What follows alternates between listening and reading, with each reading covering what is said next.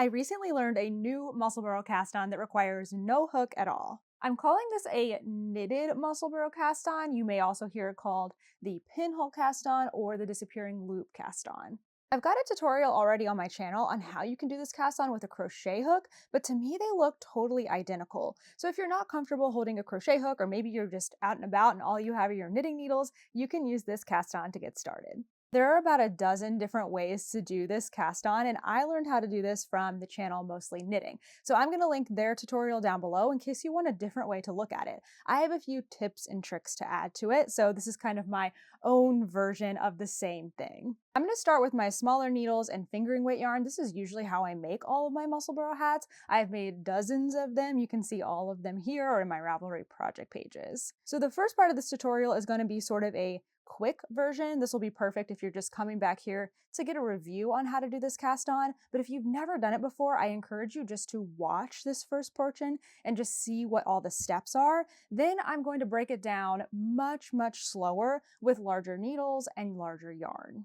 To begin, you're going to have your tail yarn hanging down towards you in your non-dominant hand. You're going to take your working yarn, wrap it around your two fingers, making sure that ends up over to the left. Now, take your fingers like a little pincher.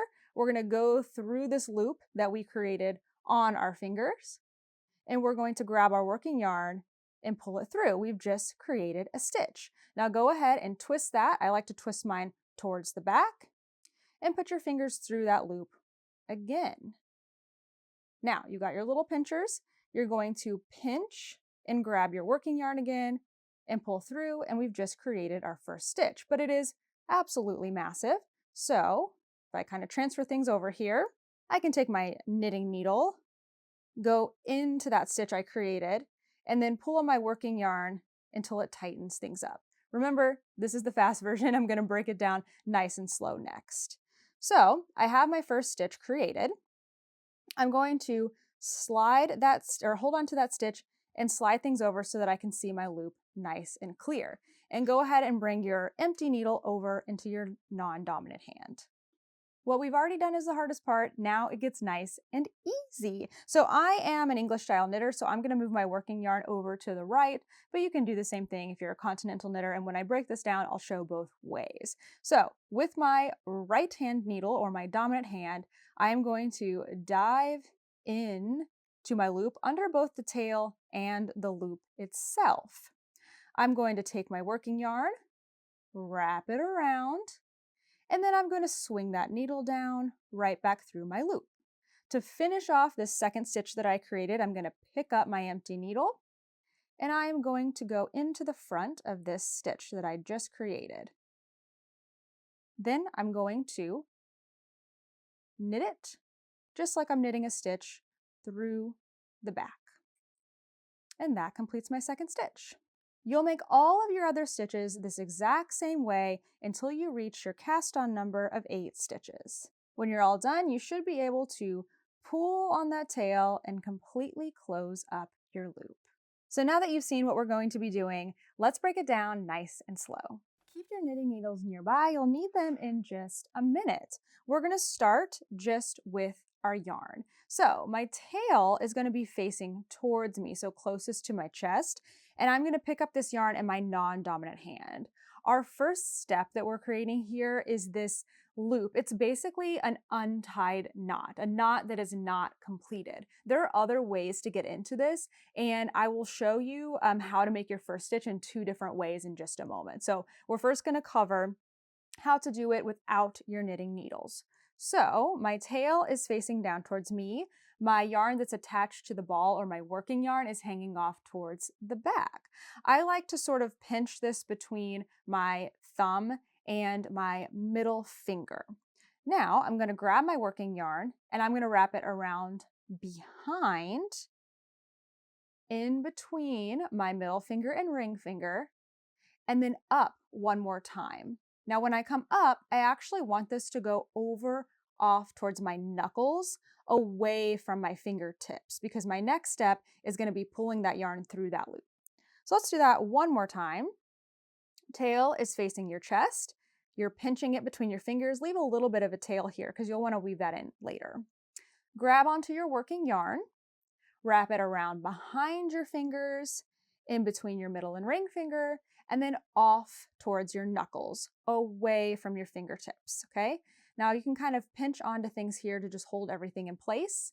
Now, make little pinchers with your right or with your dominant hand. This is my right hand, but your dominant hand with your thumb and your pointer finger. I like to do it that way. Actually, I'm going to open up my fingers a little bit more. So we're going to reach through. We've just created a very precarious loop here on our fingers, and my working yarn is hanging out over here to the left. So I'm going to reach through just right inside that space there, that loop, and I'm going to pinch onto my working yarn, and I'm going to pull through. So now I've got two loops going on here. I've got the original one around my fingers, and then one that I've just created. So hold on to that carefully. We're going to twist it towards the back. So just a quick twist towards the back. Now this is a bit awkward to do, but I'm going to work my pointer and thumb through that loop a second time. So now I've got this loop going, and I'm going to once more reach and grab my working yarn. It's just hanging off here to the back. I'm going to reach, pinch, grab my working yarn, and pull it through that loop again. We've really kind of just created this like stitch onto our main loop. Okay, scariest bit, you can do it. So this whole part here, this like third loop, I guess if you want to call it, is all just the base of our stitch. So I'm going to squish all that together and just hold on to it. I'm not letting go of the original loop either, because I'm going to grab my first knitting needle. Go ahead and throw your stitch onto that knitting needle. Now, there is a specific way we want the stitch to be onto this knitting needle, but we can correct it later if we need to. So for right now, just get that stitch onto your knitting needle. Okay, I'm going to also transfer that into my non-dominant hand because I need a free hand to tug on my working yarn still hanging out here in the back. I want to tighten up this stitch before I do anything else. So let's tighten that up just by pulling. That looks a whole lot better. Now we need to transfer everything over into our dominant hand because our next step, we're going to start creating the rest of our stitches all in the same way. So I'm just putting my empty needle over here so that it's ready for me. Okay, before you slide off, you should still have the original loop around your fingers and then your first stitch on your needle. That's everything. Tail's still hanging out in the front, working yarn is still in the back. So I'm going to grab onto my needle in my dominant hand. I'm going to pinch the base of that stitch very carefully so I don't lose this stitch. And I'm going to slide that original loop off of my fingers. Stretch that hand out because it can feel a bit cramped after holding on to everything for so long. Now, I'm going to kind of shift this up towards me so that I can really see what's going on here. So I've got my original loop. This is going to be my disappearing loop. And my tail here is going off away from the needle that has all of my stitches on it. And then you can see I still have a pretty darn loose stitch going on here. Actually, I can already tell this stitch looks open and I can fix it later, so don't worry about that for right now. Let's do our next step. This is where things get a whole lot easier in my opinion. Okay, so I'm gonna show, again, right-handed or English style knitting first, and then I'll show if you're a continental knitter. So the steps are still the same. With the needle that has your stitch on it, you're going to dive from the front into that disappearing loop. So you can see at the top here, I've got some crisscrossing yarns. That's from my tail. I want to go under both strands of that. So dive right into that loop and then kind of hold on to things. You can also see I've got my fingers like staying in this loop to kind of hold it down, just holding everything in place. This can be a pretty awkward cast on, but give it a few times to practice it. It'll feel better. So I've just gone right into the front of that disappearing loop and I'm grabbing my working yarn. I'm going to wrap around behind the needle to the front and to the back again, just completely wrapping that. And then I'm going to swing this back through my loop. Okay, so it just looks like swing it right back through. Now this stitch is not quite done yet. We have one more thing to do. So I'm going to transfer everything to just kind of pinch in my right hand here and pick up your empty needle. Into the front of the stitch, you're going to put that needle. So coming from the side, right into the front, looking at the top, right into the front, just like that, just for this stitch. And then I'm going to knit this stitch. Basically, it's a twisted stitch, I knit through the back loop. So wrapping around my back needle, around from back, front, back, and then pull through that stitch. Just come right through that stitch. It should feel just like a knit through the back loop. And your second stitch is complete. I promise the rest of the stitches are so much easier. So now that we've got everything in our hands, I've got my empty needle in my non-dominant hand, my needle with the stitches on it in my dominant hand. For me, this is my right hand. And we're just going to repeat those same steps for the rest of the 6 stitches we need for the Musselburgh hat. So dive in with your needle with all the stitches on it right into that loop. Your working yarn is going to wrap around the back, around the needle, back, front, back, and then you're going to swivel right back through that loop. Empty needle comes to finish the stitch off by going into the front of it, and then you knit this stitch through the back loop. So let me switch over to Continental knitting, and we're going to do the same thing.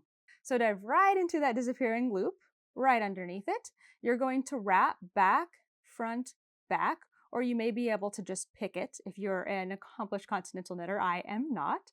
Then I'm going to pull that back through the front of that loop. Great.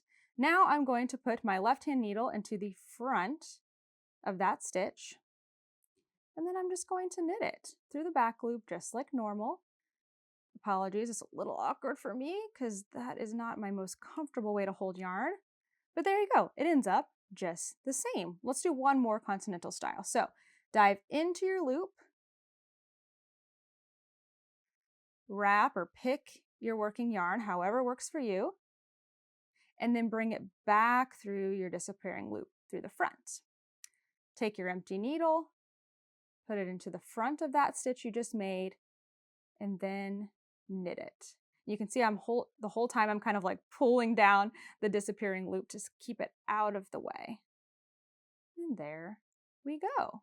Now that you've seen the basic principles of how to do this cast on, I want to show you one more way to start it. It's instead of using your fingers to pinch, we're going to use our knitting needle from the very beginning.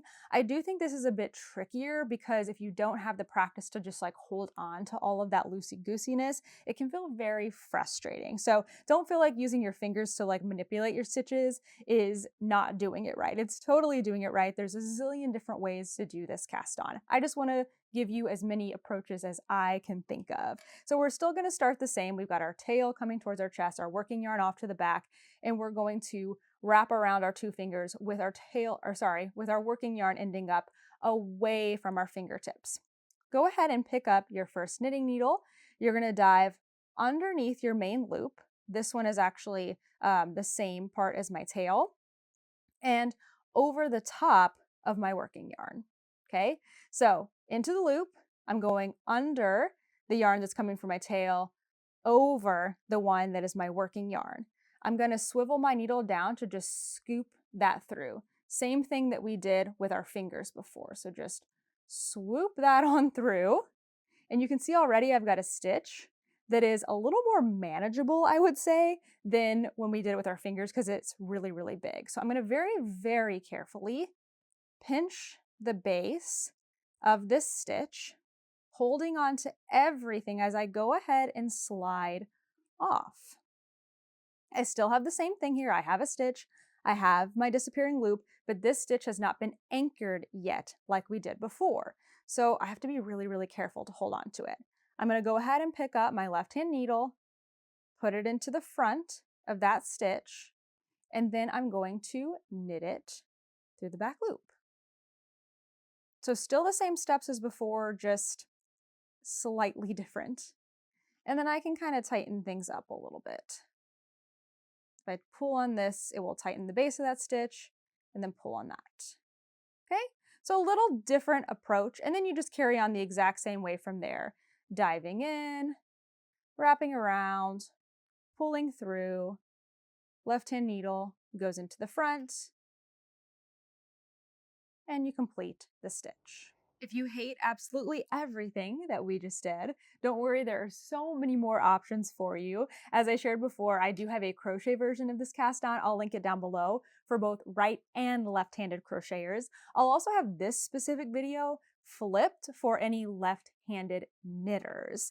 There's also going to be the tutorial that I learned this from, which is showing you the same exact thing, but just in a different way. That person does it slightly different. And then there's zillions of other ways to do it on YouTube, of course. So now that we've got all 8 of our stitches cast on, I just want to talk about how to get this set up to start working the Musselburgh hat. If you're doing any kind of 2-needle situation, you're going to need some stitch markers. I prefer magic loop. You could also do 2 circular needles. It's whatever your preference is. After that, I'll talk about how to switch over for double points. So the first thing I'm going to do is actually just transfer everything onto this needle, because I want to kind of pretend like I did the cast on this needle specifically. That's something you could do. You wouldn't need to necessarily have a separate DPN to cast on your stitches. So let's just pretend for a second that I just finished doing this cast on my long circular needles for magic loop. This looks great. So to get it set up for magic loop, before I go anywhere, I'm going to go ahead and tighten up this disappearing loop. I don't need to tighten it up all the way. I just want to yank on that tail a little bit and start to pull it closed. I can still pull it closed more once I actually have a circular situation going on. So with all magic loop projects, I'm going to divide my stitches in half. So 4 and 4, and I'm going to do this by sliding it down onto the cord. So let's just slide down here, shall we? All right, perfect. And then I'm going to split in half. So I'm going to count 1, 2, 3, 4. That's going to be my division. And I will pull my cord, pinch and pull my cord up through there. This is pretty tedious when you have such a small number of stitches, but I promise it's worth it. It's not too bad. So I kind of like to pull my needle tips onto both of these stitches just to get me started. It just, for me, makes it less confusing. And then I'm just going to kind of rotate around so I can see what I'm looking at. All right. So now that I'm more in a circular stage, I can pull on that tail even tighter, and it's going to close up even more. That looks pretty good.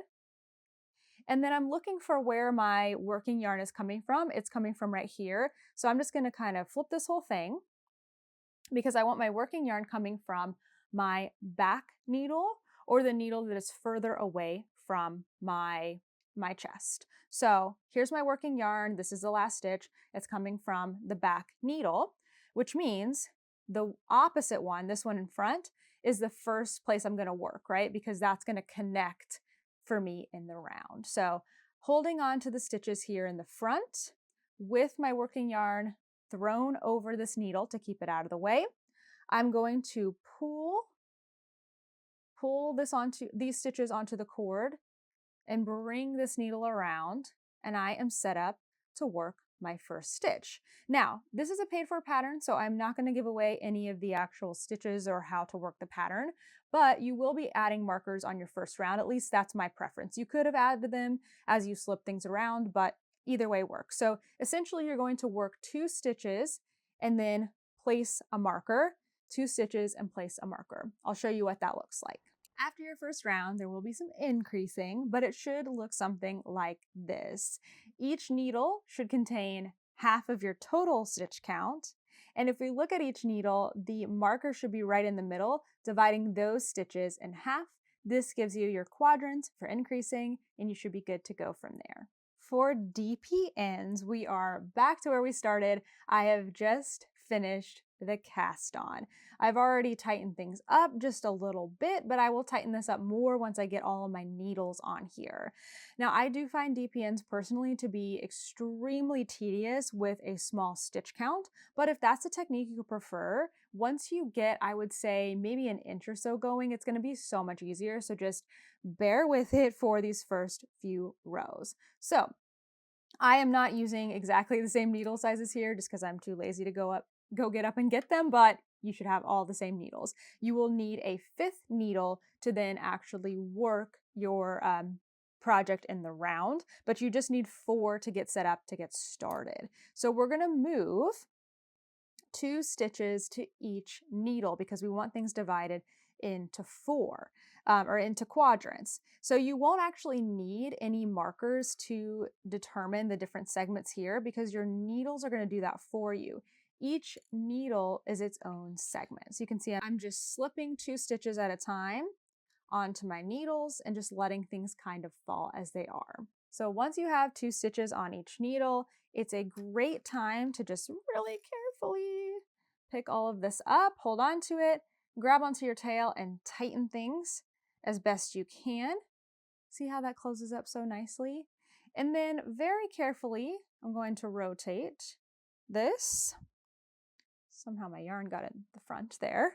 I'm going to rotate this until I have my working yarn identified. So the needle where my working yarn is coming from is the last needle of the round. And if I work in a counterclockwise direction for right-handed knitters, this needle to the left of that is going to be the first one where I work. So you're already divided into your 4 different segments, and you can carry on working the pattern from there.